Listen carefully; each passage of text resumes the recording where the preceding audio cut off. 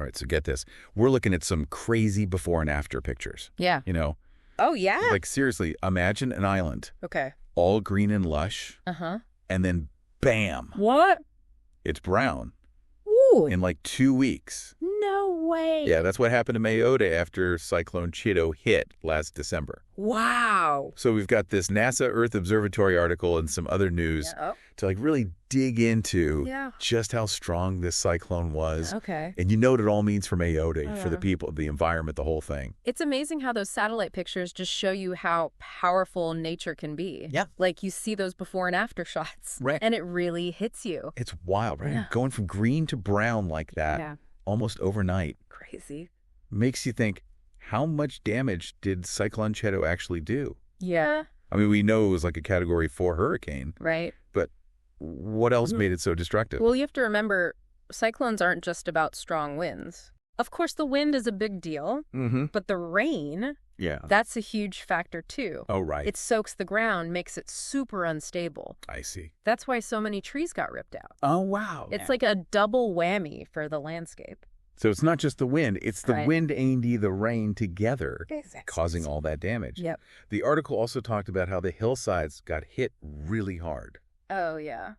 Why is that? Well, think about it. Okay. Have you ever noticed how trees on a hilltop, they sway more in the wind than trees down in a valley? Now that you mention it, Right? But I always thought that was just because they're more out in the open. Well, yeah, exposure is a big part of it. Uh-huh. Trees on slopes. Okay. And higher up, they get the full force of the wind. Makes sense. There's nothing to slow it down. I see. Like, imagine standing on the top deck of a ship versus being down below. Yeah. It's the same idea. So it's the slope and the height Exactly. that make those trees so vulnerable. Yeah. And the article mentioned a really sad example. Oh, yeah. This 300-year-old baobab tree Oh, wow. got knocked over by the cyclone.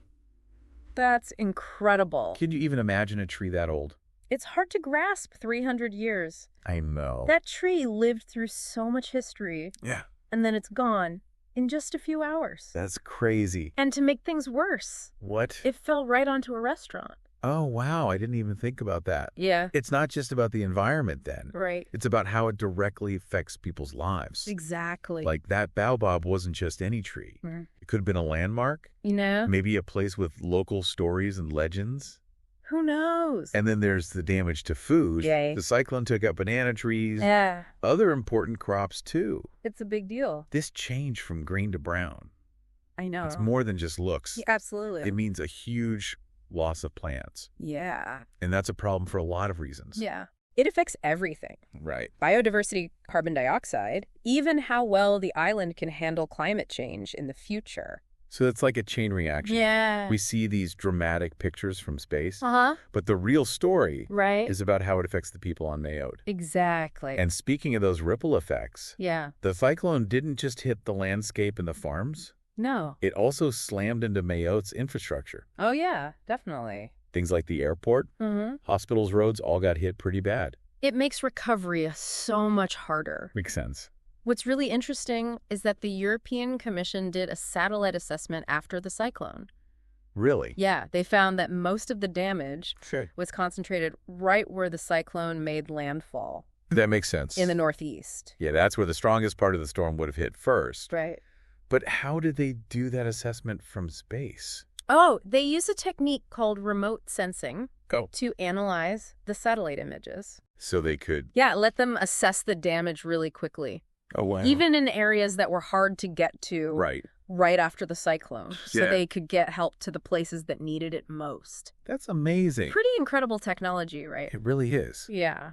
It just shows how we can use technology Ah. to respond to disasters like this. For sure. So we're looking at all these impacts. Right. From the environment and agriculture Yeah. to the people and their lives Uh-huh. to the actual infrastructure of the island. It's all connected. It is. Cyclone Chido wasn't just a weather event. Right. It disrupted every aspect of life on Mayotte. And that leads to a really important question. Okay.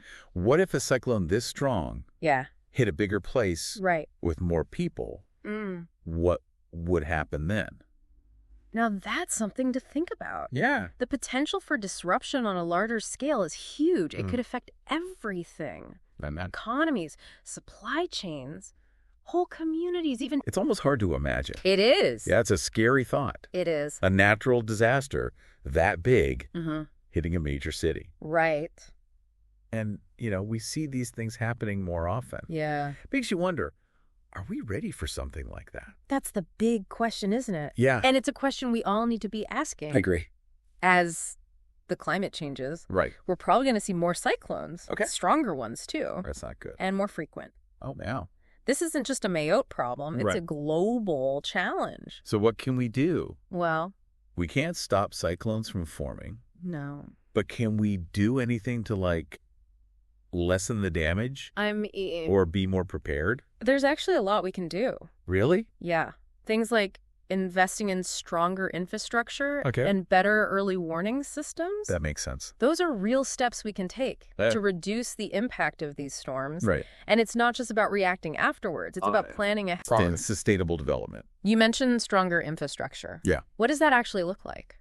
Well, think about buildings that can handle strong winds.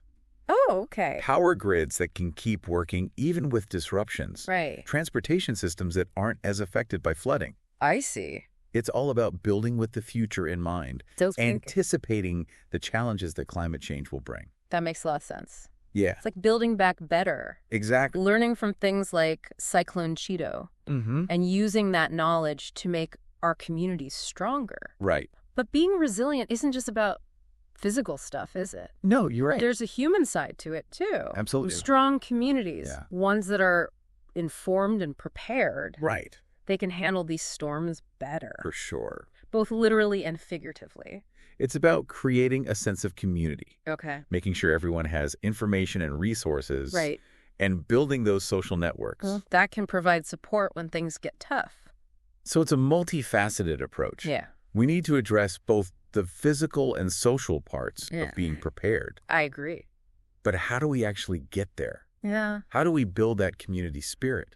That's a challenge. Especially these days. Yeah. When people are so isolated. It starts with communication. Okay. Clear and consistent communication about the risks and what people can do to prepare. I see. It also involves building trust okay. between communities and those in charge. When people feel like they're being heard and that their concerns matter, they're more likely to get involved in preparing. So it's about creating a more holistic approach to disaster preparedness. Right. One that considers both nature and people. Exactly. And I think that's a key takeaway from our deep dive today. I agree. Cyclone Chido is a stark reminder of the power of nature and how interconnected our world is. It really is. It's a wake-up call to prioritize sustainable practices. Great. And build resilience in the face of climate change. Well said. So to recap. Okay. We've seen how strong Cyclone Chido was. Right. Explored its impact on Mayotte's landscape and infrastructure, and looked at the consequences for the people who live there. Yeah. We also talked about how important it is to be prepared. Right. To be resilient and to build back better. And maybe most importantly, we've been reminded that we're all in this together. I agree. These events affect everyone, and it's going to take global cooperation and innovation to face the challenges of a changing climate. Absolutely. And that brings us to our final question for you. Okay. We've seen how a small island like Mayotte was affected by this cyclone. Right. What would happen if something similar hit a bigger, more populated area? That's something to think about. It is. This cyclone is a powerful example. Yeah. But it's not the end of the story. Right. It's a reminder that the choices we make today, both individually and collectively, will affect our future. That's true. We encourage you to think about the wider effects of these extreme weather events. And how we can work together to create a more sustainable and resilient world. Absolutely. Thanks for joining us on this deep dive. It's been a journey. It has. Understanding the power of nature, the interconnectedness of our world, and the importance of preparedness and resilience. Well said. Until next time, keep exploring, keep learning, and keep asking those tough questions. We'll catch you on our next deep dive. Yeah, it really is something to think about. Yeah. And as we wrap up this deep dive, okay, it's not about leaving you with a sense of doom and gloom or anything. No, not at all. It's more about getting those wheels turning, making you curious, you know? Yeah, like sparking some ideas. Exactly, and maybe even feeling a little uncomfortable. Oh, yeah, that's a good point. Because a little discomfort can be a good thing sometimes. Right. It can push us to change, to innovate, to take action. I like that. So keep thinking about these things. Okay. The questions we've raised today. What can we learn from Mayotte? How can we prepare for a future with more extreme weather? Right. And what can each of us do to build a more resilient world? These are important questions. They really are. Questions that need our attention, our creativity, our collective effort even. Well said. Thanks for joining us on this deep dive into the aftermath of Cyclone Chido. It's been a fascinating journey. It has been. Exploring the power of nature, how everything's connected, and how crucial preparedness and resilience are. Absolutely. And until next time, yeah, keep exploring, keep learning, and keep asking those tough questions. Couldn't have said it better myself. We'll catch you on our next deep dive.